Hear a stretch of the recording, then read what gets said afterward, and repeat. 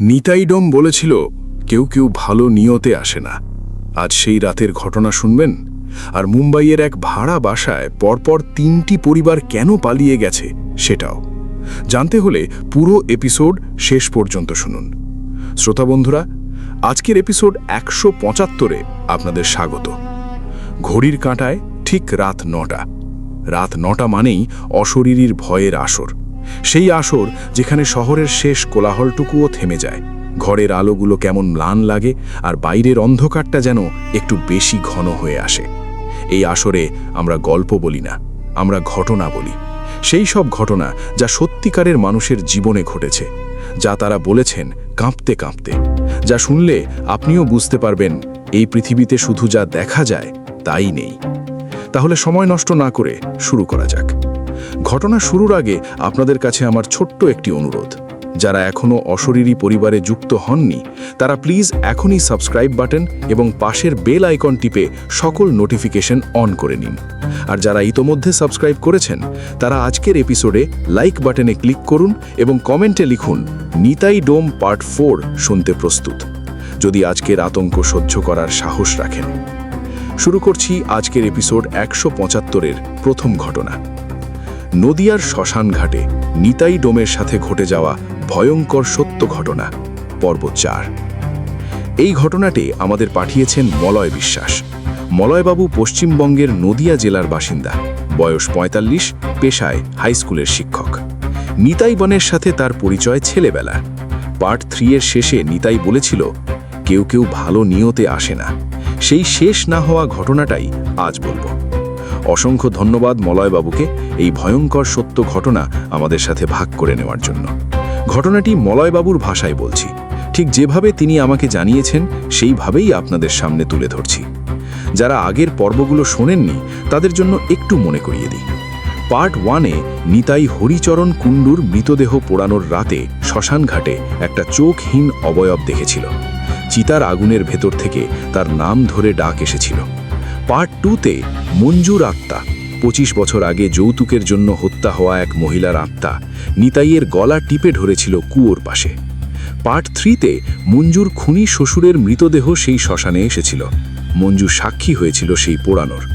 তারপর বকুল গাছের গোড়ায় একটি নামহীন শিশুর আত্মাকে নিতাই তারা নাম দিয়ে বিদায় দিয়েছিল। আর তারপর নিতাই বলেছিল কেউ কেউ ভালো নিয়তে আসে না। সেই কথাটার অর্থ বুঝতে পেরেছিলাম 2025 সালের ফেব্রুয়ারি মাসে। আমি মলয়ের নিতাইয়ের কথা বলছি। ডিসেম্বরের সেই রাতের পর থেকে জানুয়ারি পর্যন্ত সব ঠিকঠাক ছিল। নিতাই কাজ করছিল, সতর্ক ছিল, কিন্তু স্বাভাবিক ছিল। আমাদের মাঝে মাঝে দেখা হতো, চা খেতে আসতো, কথা বলতো। সে একটু বেশি চুপচাপ হয়ে গিয়েছিল, তবে তাতে অস্বাভাবিক কিছু ছিল না। এতগুলো ঘটনার পরে মানুষ একটু নীরব হয়ে যায়। কিন্তু ফেব্রুয়ারির শুরু থেকে নিতাইকে একটু অন্যরকম লাগছিল। প্রথম দিকে বুঝিনি, কিন্তু এক সকালে সে এলো মানে সেইভাবে এলো যেভাবে পার্ট 3-এর আগে এসেছিল। চায়ে চুমুক নেই, কথা নেই, শুধু বসে থাকা। আমি জিজ্ঞেস করলাম কি হয়েছে নিতাই? সে বলল মলয়দা, শ্মশানে একজন নতুন আসছে। আমি বললাম মানে নতুন মৃতদেহ? নিতাই বলল না, মানে একজন অপরিচিত আত্মা। আমি থামলাম। নিতাই আগেও এরকম কথা বলেছে, কিন্তু এবার তার চেহারায় একটা আলাদা ভয় ছিল। আগের বারগুলোতে সে ভয় পেত, কিন্তু একটা সাহসও ছিল। এবার শুধু ভয়। অপরিচিত মানে? আমি জিজ্ঞেস করলাম। নিতাই একটু চুপ করে রইল। তারপর বলল মলয়দা, মঞ্জুদিকে আমি চিনতাম, মানে তার ঘটনাটা জানতাম বলে বুঝতে পেরেছিলাম। তারাকে পুরোহিত মশাই বলে জানলাম, কিন্তু এই যে আসছে এর কোনো পরিচয় নেই। কখন থেকে দেখছো? 4 দিন ধরে। আমি বললাম কোথায়? নিতাই বলল শ্মশানের পূর্ব দিকে। জানো তো, পূর্ব দিকে একটা পুরনো দেওয়াল আছে, ইটের, শ্যাওলা ধরা। সেই দেওয়ালের কাছে রাতে কাজের পরে মাঝে মাঝে একটু থামতাম, একটু ঠান্ডা বাতাস খেতাম। 4 রাত ধরে ওই দেওয়ালের ওপারে কিছু একটা আছে। দেখতে পাচ্ছি না, শুনতে পাচ্ছি। কি শুনছো? নিতাই বলল শ্বাসের শব্দ। আমি বললাম শ্বাসের শব্দ মানে? নিতাই বলল একটা ভারী শ্বাসের শব্দ। মানুষের শ্বাসের মতো না, একটু গভীর, একটু লম্বা, যেন কেউ অনেকক্ষণ ধরে শুয়ে আছে আর শ্বাস নিচ্ছে। কিন্তু দেওয়ালের ওপারে কেউ নেই। আমি গিয়ে দেখেছি, কেউ নেই। তুমি দেওয়াল পেরিয়ে গিয়েছিলে? হ্যাঁ। তখন শব্দটা থামে। আমি ওপারে গেলে শব্দ নেই, ফিরে এলে আবার শুরু হয়। আমি বললাম, মানে ওটা তোমাকে দেখছে? নিতাই বলল, হ্যাঁ, এবং মলয়দা, এটাই সবচেয়ে বড় কথা, ওটা কিছু চায় না। মন যদি চেয়েছিল বিচার, তারা চেয়েছিল একটা নাম। এটা কিছু চায় না, শুধু থাকছে আর দেখছে। শুধু দেখছে? নিতাই বলল, এখনো পর্যন্ত, কিন্তু প্রতি রাতে একটু বেশি কাছে আসছে। আমি সেদিন নিতাইকে বললাম পুরোহিত মশাইকে জানাতে।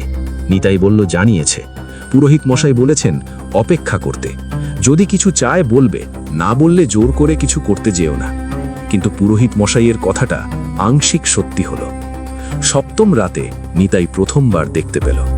সেটা ছিল ফেব্রুয়ারির একটা ঠান্ডা রাত, কুয়াশা ছিল ভালোই। নিতাই একটা কাজ শেষ করে ফিরছে, চিতার আগুন নিভেছে, পরিবার চলে গেছে, শ্মশান খালি, সে একা। পূর্ব দেওয়ালের কাছে দিয়ে যেতে হয় বাড়ি ফেরার পথে। সেই রাতে দেওয়ালের কাছাকাছি আসতেই শ্বাসের শব্দ, স্বাভাবিক। নিতাই থামল না, হাঁটতে থাকল, কিন্তু একটু এগোতেই থামতে হলো। দেওয়ালের কাছে একটা ছায়া, মানুষের মতো আকৃতি, কিন্তু সমস্যা হলো এই ছায়াটা মাটিতে পড়ছে না। মাটিতে নিতাইয়ের ছায়া আছে, কুয়াশার মধ্যে দিয়ে আসা আলোর ছায়া আছে, কিন্তু এই অবয়বটার কোনো ছায়া মাটিতে নেই। নিতাই দাঁড়িয়ে রইল, অবয়বটা নড়ছে না, দাঁড়িয়ে আছে দেওয়ালের কাছে। কোনো মুখ নেই স্পষ্ট, কুয়াশায় ঢাকা, শুধু একটা গাঢ় রূপরেখা। নিতাই বলল, পরে আমাকে বলেছে যে সে প্রথমে ভেবেছিল কোনো মানুষ, কিন্তু কোনো মানুষ এই শ্মশানে এত রাতে একা দাঁড়িয়ে থাকে না, আর ছায়া না পড়লে মানুষ হওয়া সম্ভব নয়। অবয়বটার সাথে সাথে একটা কাজ করল, একটু সরে গেল, মানে ডান দিকে একটু সরে গেল, যেন নিতাইয়ের সরাসরি সামনে থেকে একটু সরে যাচ্ছে, কিন্তু চলে গেল না। নিতাই হাঁটল, একটু দ্রুত, পূর্ব দেওয়ালের পাশ দিয়ে চলে যাচ্ছে। অবয়বটাও একটু এগোলো। নিতাই আরও দ্রুত হাঁটল, অবয়বটাও। নিতাই দৌড়াতে শুরু করল। শ্মশানের গেট পার হয়ে রাস্তায় এসে পড়ল, পেছনে তাকালো। শ্মশানের গেটের কাছে দেওয়ালের ওপর দিকে ওই অবয়বটা দাঁড়িয়ে, দেওয়ালের ওপর, মানে দেওয়ালের মাথায়, এবং সে নিচে তাকিয়ে আছে নিতাইয়ের দিকে। তারপর কুয়াশায় মিলিয়ে গেল। পরের দিন সকালে নিতাই আমার কাছে এলো।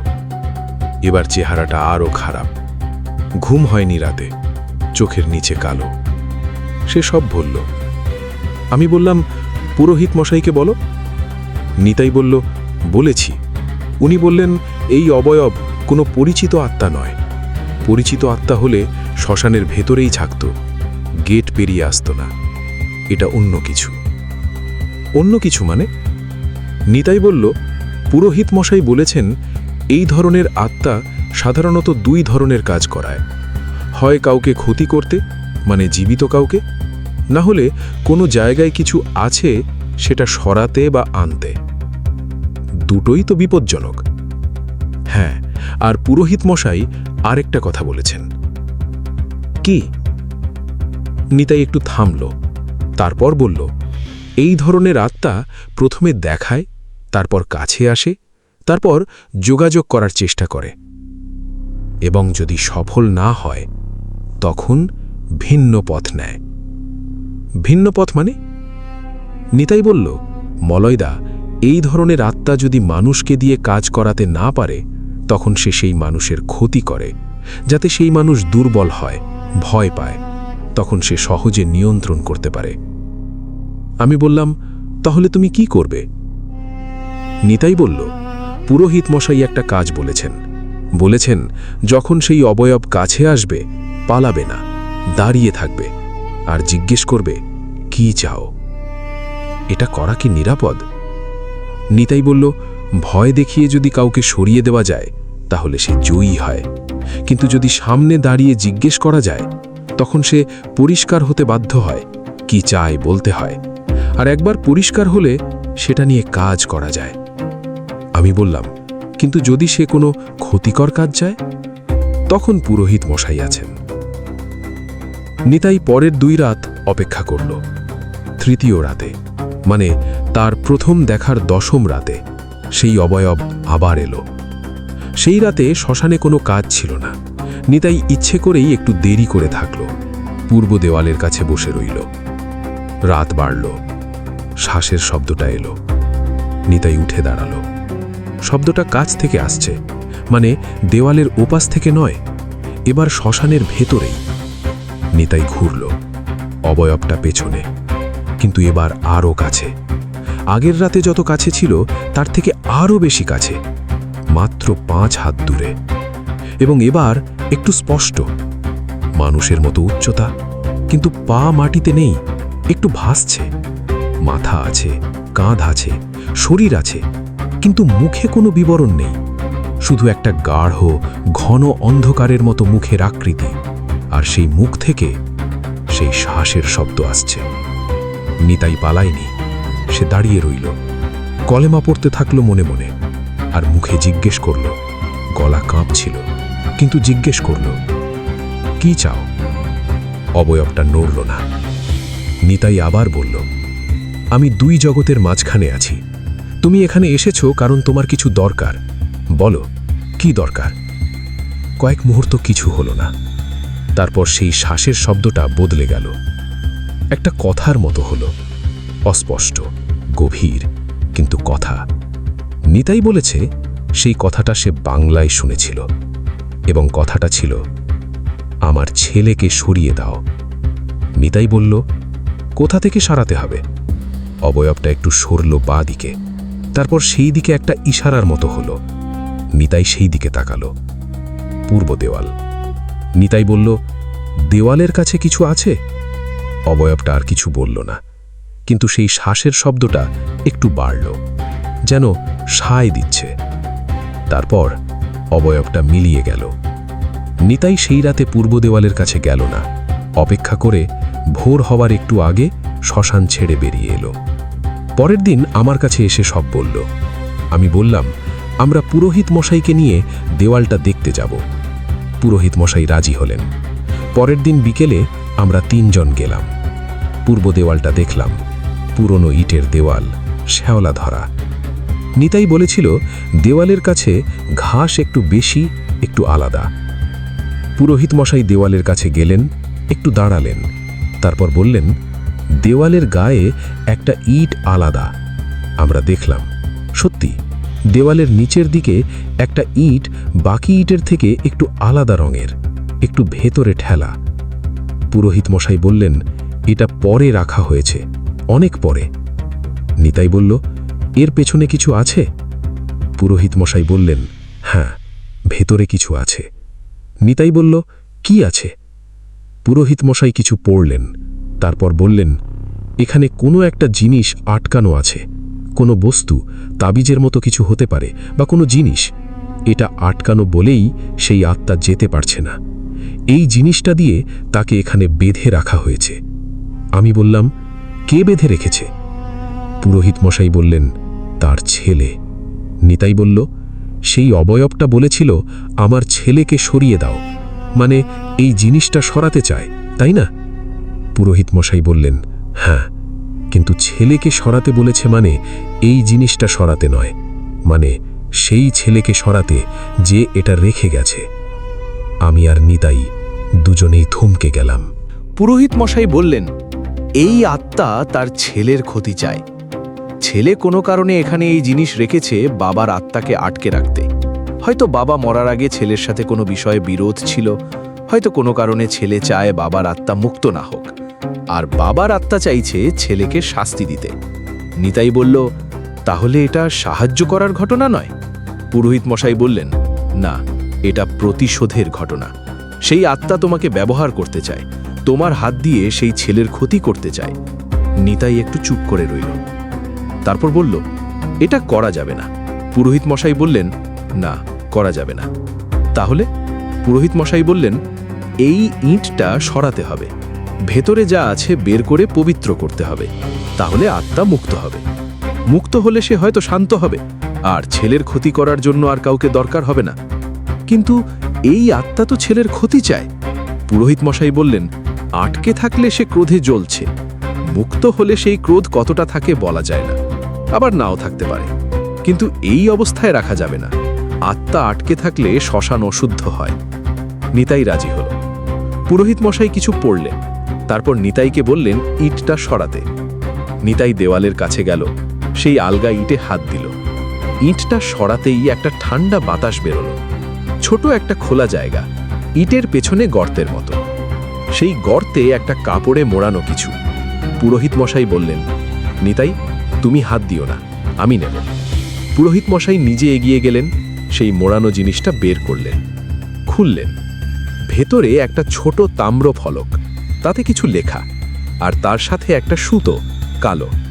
পুরোহিত মশাই বললেন, এটা তান্ত্রিক বাঁধন। কেউ এটা রেখে গেছে যাতে এই শ্মশানের সাথে সংযুক্ত একটি আত্মা এখানে আটকে থাকে। তিনি সেই তাম্র ফলকটা মাটিতে রাখলেন, কিছু পড়লেন, তারপর একটু মাটি খুঁড়ে পুঁতে দিলেন, সুতোটা পুড়িয়ে দিলেন। সব হতে বিকেলের শেষ পর্যন্ত লেগে গেল। শেষে পুরোহিত মশাই বললেন, হয়ে গেছে। সেই রাতে নিতাই শ্মশানে থাকল। একটা কাজ ছিল, কাজ শেষে পূর্ব দেওয়ালের পাশ দিয়ে ফিরল। কোনো শ্বাসের শব্দ নেই, কোনো অবয়ব নেই, শ্মশান শান্ত। তারপর থেকে সেই অবয়ব আর আসেনি। আমি নিতাইয়ের সাথে কথা বলছি নিয়মিত।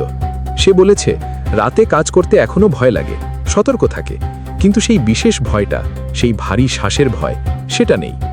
কিন্তু আমাকে নিতাই একটা কথা বলেছে। একদিন সকালে চা খেতে খেতে বলল, মলয়দা, পুরোহিত মশাই কিন্তু একটা কথা বলেছেন। আমি বললাম, কি? নিতাই বলল, বলেছেন এই তাম্র ফলকটা কে রেখে গেছে সেটা আমরা জানি না, কিন্তু যে রেখেছে সে একদিন জানতে পারবে যে এটা সরানো হয়েছে, কারণ যখন কোনো বাঁধন ভাঙে, যে বেঁধেছিল সে একটা অনুভূতি পায়। আমি বললাম, মানে সেই লোক জানবে? নিতাই বলল, হ্যাঁ, এবং পুরোহিত মশাই বলেছেন সে লোক আসতে পারে। আমি বললাম, কিভাবে আসবে? সে লোক কে জানি না। নিতাই বলল, জানি না, কিন্তু পুরোহিত মশাই বলেছেন সতর্ক থাকতে, মানুষের রূপেও আসতে পারে। এই কথোপকথনের পর থেকে নিতাই সতর্ক। এখনো পর্যন্ত কেউ আসেনি, কিন্তু নিতাই প্রতিদিন শ্মশানে যায়, চিতায় আগুন যায়, দুই জগতের মাঝখানে দাঁড়িয়ে থাকে এবং অপেক্ষা করে। আমি মলয়। নিতাইকে বলেছি, যখনই কিছু হবে আমাকে জানাবে, আমরা আবার অশরীরীকে জানাবো। পার্ট 5 কবে আসবে জানি না, কিন্তু নিতাই ডমের ঘটনা শেষ হয়নি, কারণ শ্মশান কখনো শেষ হয় না। পার্ট 5 শুনতে হলে চোখ রাখুন অশরীরীতে। যে কোনো এপিসোডে চলে আসতে পারে নিতাই ডমের 5ম পর্ব। এই ছিল আজকের প্রথম ঘটনা। শ্রোতা বন্ধুরা, রাত 9টা মানেই অশরীরীর ভয়ের আসর। এখানে গল্প নয়, ঘটনা শোনানো হয়। প্রথম ঘটনাটি কেমন লাগলো অবশ্যই কমেন্ট বক্সে জানাবেন। আর মনে রাখবেন, অশরীরী কখনো কালো জাদু, অন্ধবিশ্বাস ও কুসংস্কারকে প্রমোট করে না। অশরীরীর সকল ঘটনা আপনি বিশ্বাস করবেন কি করবেন না, সেটা একান্তই আপনার নিজের ব্যাপার। তবে বিনোদন হিসেবে নেওয়াই হবে বুদ্ধিমানের কাজ। এবার প্রস্তুত হন আজকের দ্বিতীয় ঘটনার জন্য। আজকের দ্বিতীয় ঘটনা নিয়ে আমরা যাব মুম্বাইয়ের থানে জেলার একটি পাড়ায়, যেখানে একটি ভাড়া বাসায় পরপর 3টি পরিবার এসেছে এবং পরপর 3টি পরিবার রাতের অন্ধকারে জিনিসপত্র বেঁধে পালিয়ে গেছে। চতুর্থ পরিবারটি কি দেখেছিল সেটা শুনলে আপনি আর সেই ভাড়া বাসাটির কথা ভুলতে পারবেন না। দ্বিতীয় ঘটনা, মুম্বাইয়ের সেই অভিশপ্ত ভাড়া বাসার ভয়ঙ্কর সত্য ঘটনা। এই ঘটনাটি আমাদের পাঠিয়েছেন তানভীর শেখ। তানভীর মহারাষ্ট্রের থানে জেলার বাসিন্দা নন, তিনি আসলে পশ্চিমবঙ্গের মুর্শিদাবাদ জেলার মানুষ। বয়স 32। পেশায় তিনি একজন বেসরকারি সংস্থার হিসাবরক্ষক। কাজের সূত্রে থানেতে বদলি হয়ে এসেছিলেন 2023-এর শেষের দিকে। ভাড়া বাসা খুঁজতে গিয়ে একটি বাসায় উঠেছিলেন, যেটার ভাড়া অস্বাভাবিক রকম কম ছিল। কারণটা তিনি পরে বুঝেছিলেন। অসংখ্য ধন্যবাদ তানভীরকে এই ভয়ঙ্কর সত্য ঘটনা আমাদের সাথে ভাগ করে নেওয়ার জন্য। ঘটনাটি তানভীরের ভাষায় বলছি। থানেতে আমি প্রথমে হোটেলে ছিলাম। হোটেলের খরচ বেশি, তাই তাড়াতাড়ি বাসা খুঁজছিলাম। থানের একটা পাড়ায় একটা বাসা পেলাম, 2 রুমের ফ্ল্যাট, 8,000 টাকা। থানেতে এই সাইজের ফ্ল্যাটের ভাড়া সাধারণত 15 থেকে 20,000-এর কম নয়। এটা মাত্র 8,000। বাড়িওয়ালা বলল আমরা ভাড়া বাড়াইনি। আমি জিজ্ঞেস করিনি কেন বাড়াননি, সস্তা পেয়ে খুশি হলাম। উঠলাম ডিসেম্বরের মাঝামাঝিতে। বাসাটা 3য় তলায়। বিল্ডিংটা পুরনো কিন্তু মজবুত। লিফট নেই, সিঁড়িতে উঠতে হয়। ফ্ল্যাটে 2টো ঘর, একটা ছোট, একটা একটু বড়। রান্নাঘর আলাদা, বাথরুম একটা, ব্যালকনি ছোট। প্রথম সপ্তাহে কিছু হয়নি, স্বাভাবিক জীবন। কিন্তু দ্বিতীয় সপ্তাহের একটা রাতে প্রথম অদ্ভুত জিনিসটা হলো। রাত তখন 11টার বেশি। আমি ছোট ঘরে শুয়ে আছি, সেটাই আমার শোবার ঘর করেছি। বড় ঘরটা বসার ঘর হিসেবে ব্যবহার করছি। শুয়ে আছি, ঘুম আসছে না। মোবাইলে কিছু দেখছিলাম। হঠাৎ বড় ঘর থেকে একটা শব্দ, পায়ের শব্দের মতো, মানে মেঝেতে পা পড়ার শব্দ। আমি থামলাম, মনোযোগ দিলাম। আবার হলো, 1 বার, 2 বার, থামল। আমি ভাবলাম হয়তো ওপরের ফ্ল্যাটের শব্দ। পুরনো বিল্ডিংয়ে মাঝে মাঝে ওপরের শব্দ নিচে আসে। শুয়ে থাকলাম। তৃতীয়বার হলো, এবার একটু বেশিক্ষণ, মানে কয়েকটা পায়ের শব্দ, একটা পায়চারির মতো। আমি উঠলাম, বড় ঘরের দরজা খুললাম, ঘরে আলো জ্বাললাম। কেউ নেই, সব জানালা বন্ধ, সব ঠিকঠাক। আমি ঘুরে আসলাম, শুলাম। সেই রাতে আর কিছু হয়নি। পরের 3 রাত শান্ত। চতুর্থ রাতে আবার হলো, কিন্তু এবার ভিন্ন। রাতে ঘুমোচ্ছিলাম, ঘুম ভাঙল। কারণটা বুঝলাম না প্রথমে। তারপর বুঝলাম ঘরের তাপমাত্রা হঠাৎ পাল্টে গেছে। ডিসেম্বরে মুম্বাইতে খুব একটা ঠান্ডা পড়ে না, কিন্তু সেই মুহূর্তে ঘরটা একটু বেশি ঠান্ডা। আমি উঠে বসলাম। ঘরের স্বাভাবিক অন্ধকার, জানালার পর্দার ফাঁক দিয়ে রাস্তার আলো আসছে। তখন লক্ষ্য করলাম বড় ঘরের দরজার নিচ দিয়ে একটু আলো দেখা যাচ্ছে, মানে বড় ঘরে আলো জ্বলছে। আমি কি ঘুমাতে যাওয়ার আগে আলো নিভিয়েছিলাম? হ্যাঁ, নিভিয়েছিলাম, নিশ্চিত। আমি দরজা খুললাম, বড় ঘরে আলো জ্বলছে, ছাদের আলো। আমি নিভিয়ে গিয়েছিলাম, আলো নিজে নিজে চলেছে। আমি সুইচ টিপে নিভিয়ে দিলাম। এবার ঘুরলাম যাব বলে, পেছনে আওয়াজ, আলো আবার জ্বলে গেছে। আমি ঘুরলাম, বড় ঘরে আলো। আমি নিভিয়েছিলাম, আলো নিজে জ্বলে গেছে। আমি সুইচের কাছে গেলাম, সুইচ দেখলাম অফ পজিশনে আছে, কিন্তু আলো জ্বলছে। সুইচ অফে আছে, আলো জ্বলছে। এটা কিভাবে সম্ভব? ইলেকট্রিক ফল্ট হতে পারে, এই ভেবে নিজেকে শান্ত করলাম। পুরনো বাড়ি, পুরনো ওয়্যারিং, এরকম হতে পারে। মেইন সুইচ বন্ধ করে দিলাম। পুরো ফ্ল্যাটের বিদ্যুৎ বন্ধ হলো। শুয়ে পড়লাম। পরের দিন ইলেকট্রিশিয়ান ডাকলাম, সব দেখল, বলল কোনো ফল্ট নেই। আমি বললাম সুইচ অফে থেকেও আলো জ্বলছিল। সে বলল এটা সম্ভব না। আমি বললাম আমি নিজে দেখেছি। সে কান ঝাঁকালো। পরের দিন থেকে আমি আলোর ব্যাপারে ট্র্যাক রাখতে শুরু করলাম, মানে ঘুমাতে যাওয়ার আগে ছবি তুলতাম কোন কোন আলো বন্ধ আছে। তৃতীয় রাতে ছবি তুলে শুলাম। মাঝরাতে উঠলাম, ছবি তুলে দেখলাম কোনটা বন্ধ আছে। সব আলো বন্ধ আছে, কিন্তু একটা, রান্নাঘরের। রান্নাঘরে গেলাম, আলো জ্বলছে। সুইচ দেখলাম অফে, আলো জ্বলছে। এবার ভয় লাগলো একটু। আমি পরের দিন বাড়িওয়ালাকে জিজ্ঞেস করলাম, বললাম এই ফ্ল্যাটে আগে কারা ছিলেন? বাড়িওয়ালা একটু থামলেন, তারপর বললেন অনেকে। মানে? গত 2 বছরে 3টে পরিবার ছিল। 3টে? 2 বছরে 3টে কেন? বাড়িওয়ালা বললেন ছেড়ে গেছে। কেন ছেড়ে গেছে? বাড়িওয়ালা বললেন নানান কারণে। আমি বুঝলাম তিনি বলতে চাইছেন না, আর আমিও বেশি জোর করলাম না। কিন্তু পরের দিন আমি বিল্ডিংয়ের অন্য বাসিন্দার সাথে কথা বললাম। 2য় তলার একজন মহিলা, তিনি অনেক দিন ধরে ওই বিল্ডিংয়ে আছেন। তার নাম সরোজবেন। তিনি বললেন ওই ফ্ল্যাটে কেউ থাকতে পারে না। আমরা তো আর নতুন ভাড়াটে আসলে বলি না, বললে বাড়িওয়ালা রাগ করেন। আমি বললাম কি হয় ওখানে? সরোজবেন বললেন প্রথম পরিবারটা 6 মাস ছিল। রাতে শব্দ শুনত, বলতো। মা আর 2টো ছেলে ছিল। একদিন রাতে বড় ছেলেটা ঘুমের মধ্যে পড়ে গেল বিছানা থেকে। পড়ার পরে বলল মনে নেই কিভাবে পড়ল, কিন্তু ছেলেটার পায়ে দাগ ছিল, হাতের আঙুলের মতো দাগ, যেন কেউ ধরে টেনেছে। আমি শুনছিলাম। 2য় পরিবার এলো, তারা একটু বেশি সাহসী ছিল, বলল এসব কুসংস্কার। 4 মাস ছিল। 4 মাসের মাথায় পরিবারের কর্তা, মানে স্বামী, একদিন রাতে সিঁড়িতে পড়ে গেল। নাক ভাঙল, কোমরে চোট পেল। সে বলল পা পিছলে গেছে, কিন্তু সিঁড়িতে কোনো পানি ছিল না সেদিন। মাঝরাত 2টোয় পড়ে গেছিল। তারপর চলে গেল। হ্যাঁ। 3য় পরিবার এলো, দম্পতি, 2জনে। তারা মাত্র 2 মাস ছিল। বলল একটা গন্ধ পায় রান্নাঘরে, পচা মাংসের গন্ধ। রান্নাঘর পরিষ্কার আছে, কিছু নেই, কিন্তু গন্ধ। 2 মাস পরে হঠাৎ এক রাতে মহিলাটার ঘুমের মধ্যে কোনো কারণ ছাড়া চিৎকার বেরিয়ে গেল। সে বলল স্বপ্নে দেখেছে কেউ তার মুখ ধরে আছে। তার পরের দিনই চলে গেল। আমি সেদিন রাতে ফ্ল্যাটে ফিরে বসে থাকলাম অনেকক্ষণ। 3টে পরিবার, 3 ধরনের ঘটনা। আমিও কি চলে যাব? কিন্তু জমা দিয়েছি, নতুন বাসা খুঁজতে সময় লাগবে।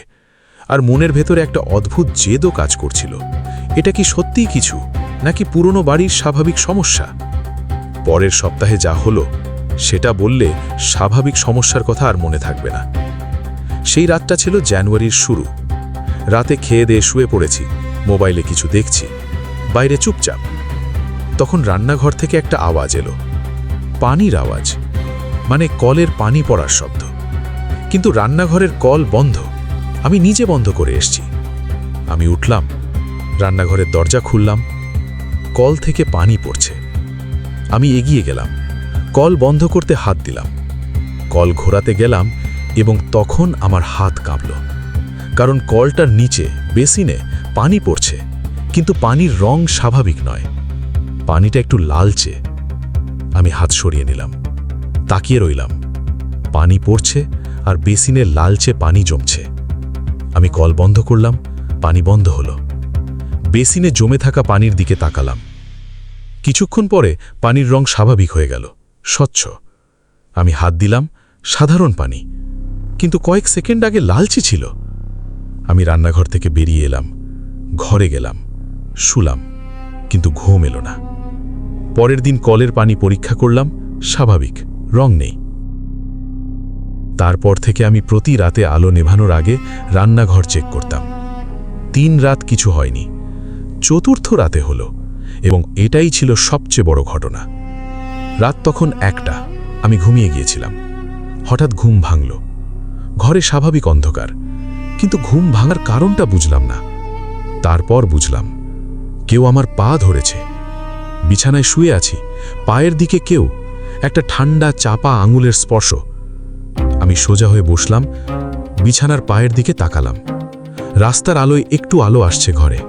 সেই আলোয় দেখলাম বিছানার পায়ের কাছে মেঝেতে কেউ বসে আছে, বা বসে নয়, ঝুঁকে আছে, মানে 2 হাত মেঝেতে দিয়ে ঝুঁকে মাথাটা উপরের দিকে তোলা, আমার দিকে। আকৃতিটা মানুষের মতো, কিন্তু রংটা অন্ধকারের মতো, এবং সে আমার পা ধরে আছে। আমি চিৎকার করতে চাইলাম, গলা খুলল না। আমি লাথি মারলাম, পায়ের স্পর্শটা গেল না।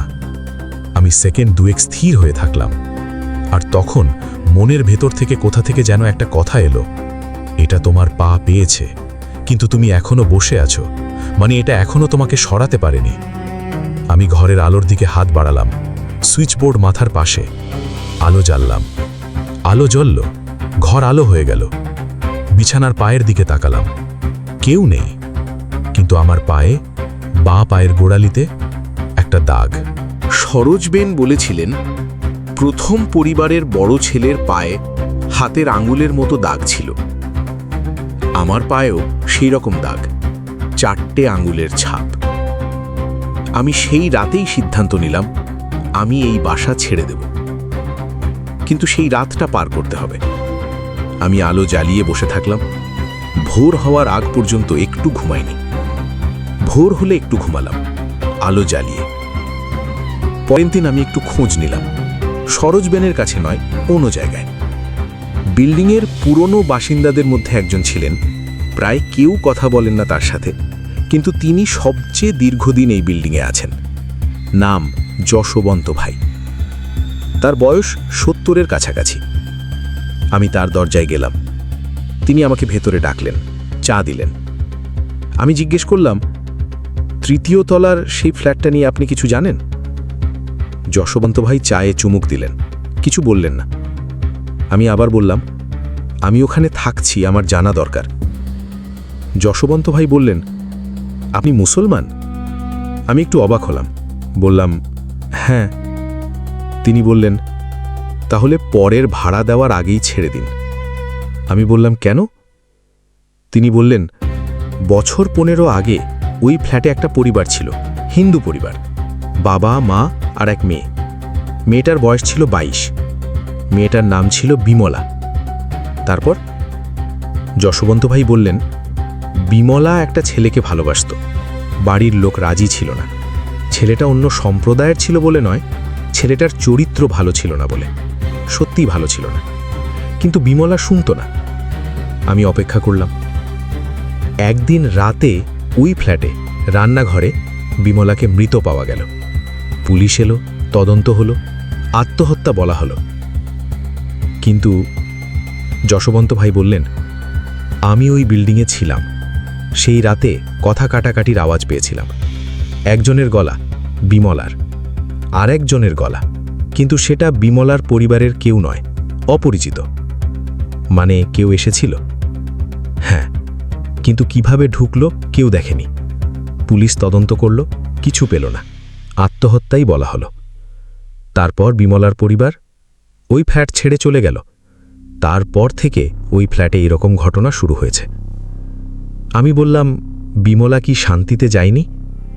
যশবন্ত ভাই বললেন, কে বলবে, কিন্তু এই রান্নাঘরে এখনও কিছু একটা আছে, আমি জানি। কিভাবে জানেন? তিনি বললেন, আমার বাড়িতে গণেশের মূর্তি আছে, প্রতি সকালে প্রদীপ জ্বালায়। কিন্তু একবার বছর 5 আগে আমি ওই ফ্ল্যাটের বাইরে দিয়ে যাচ্ছিলাম, দরজা বন্ধ, কিন্তু দরজার ফাঁক দিয়ে একটা গন্ধ পেয়েছিলাম। সেই গন্ধ রক্তের মতো। আমি সেদিন রাতেই বাড়িওয়ালাকে ফোন করলাম, বললাম বাসা ছেড়ে দেব। বাড়িওয়ালা জিজ্ঞেস করলেন, কেন? আমি বললাম, ব্যক্তিগত কারণ। তিনি কিছু জিজ্ঞেস করলেন না। এবার মালপত্র গোছাচ্ছি, হোটেলে ফিরে যাব কিছুদিনের জন্য, তারপর নতুন বাসা খুঁজব। কিন্তু যাওয়ার আগে আর একটা ঘটনা হলো। সেটা শেষ রাতের ঘটনা। মালপত্র গুছিয়ে রেখেছি, পরের দিন ভোরে চলে যাব। শেষ রাত সেই ফ্ল্যাটে শুয়েছি, আলো জ্বালানো।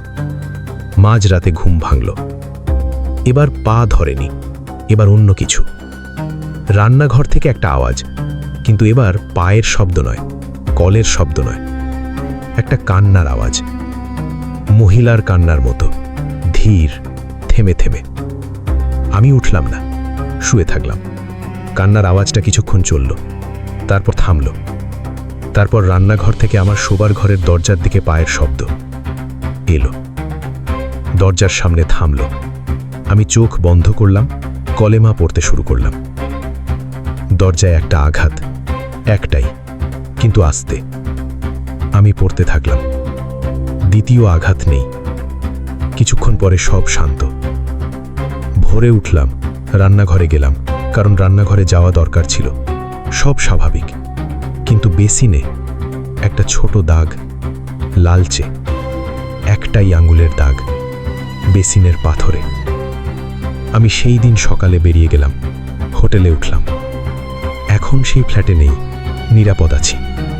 কিন্তু তানভীর শেষে বলেছিল, ভাই, বিমলার ঘটনা আমি যশবন্ত ভাইয়ের কাছে শুনেছিলাম।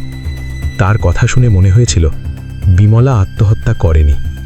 কাউকে চেনে না, পুলিশ তদন্ত করেছে, কিছু প্রমাণ নেই।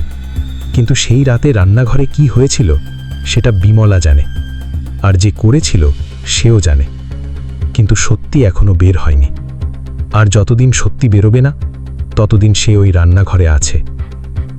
আমি 3য় তলার ওই ফ্ল্যাটের 4র্থ ভাড়াটে। 5ম কেউ আসবে কি না আসবে আমি জানি না, কিন্তু এটুকু জানি, ওই বেসিনের লালচে দাগটা, ওই দরজায় একটা আস্তে আঘাত, সেটা ভয় দেখানোর জন্য ছিল না। মনে হয়েছিল যেন বলতে চাইছে, আমার কথা কেউ জানুক। শ্রোতা বন্ধুরা, আজকের এপিসোড 175-এর 2টি ঘটনা এখানেই শেষ করলাম।